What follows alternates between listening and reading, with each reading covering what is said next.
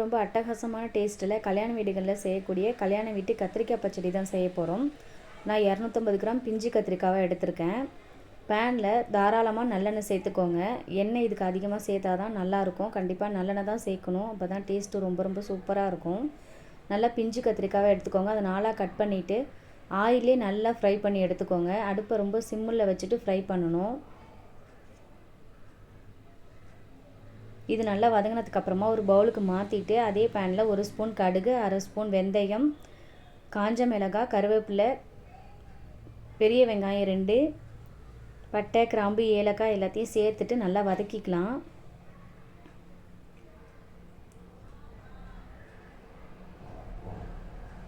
இது கூடவே 2 பழுத்த தக்காளி சேர்த்துக்கோங்க.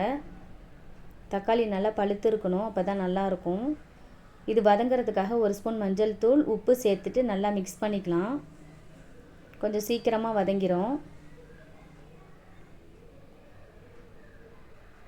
இப்போ கத்திரிக்காய் இது கூட சேர்த்துக்கலாம். ஒரு மாங்காவை எடுத்து நல்லா துருவி வச்சுருக்கேன். அதை சின்ன சின்ன பீஸாக கட் பண்ணிவிட்டு அதையும் இது கூட சேர்த்துக்கோங்க.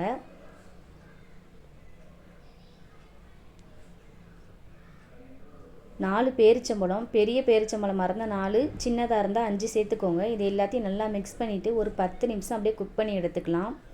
இது எல்லாமே நல்லா மசிஞ்சு வரணும். இந்த அளவுக்கு வந்ததுக்கப்புறமா 2 ஸ்பூன் இஞ்சி பூண்டு பேஸ்ட், காரத்துக்கு தகுந்த மாதிரி மிளகாய் தூள், 2 ஸ்பூன் மிளகுத்தூள்,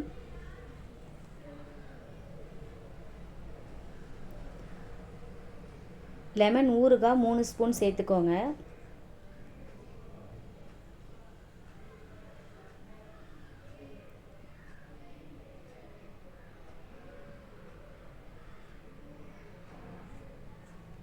ரெண்டு ஸ்பூன் வினிகர்,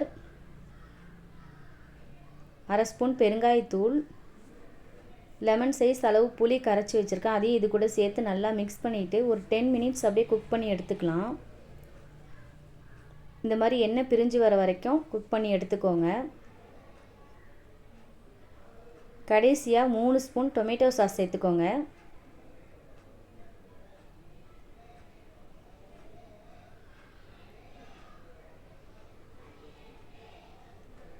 அவ்வளோதான், நம்மளோட டேஸ்ட்டான கல்யாண வீட்டு கத்திரிக்காய் பச்சடி ரெடி ஆயிடுச்சு. கண்டிப்பாக இதில் போட்டிருக்க எல்லா இன்க்ரீடியன்ஸும் சேர்த்துக்கணும். அப்போ தான் அதே டேஸ்ட்டில் கிடைக்கும். பொறுமையாக குக் பண்ணணும். இந்த வீடியோ பிடிச்சிருந்தால் லைக் பண்ணுங்கள், ஷேர் பண்ணுங்கள், சப்ஸ்கிரைப் பண்ணுங்கள். வீடியோ பார்த்ததுக்கு தேங்க்யூ.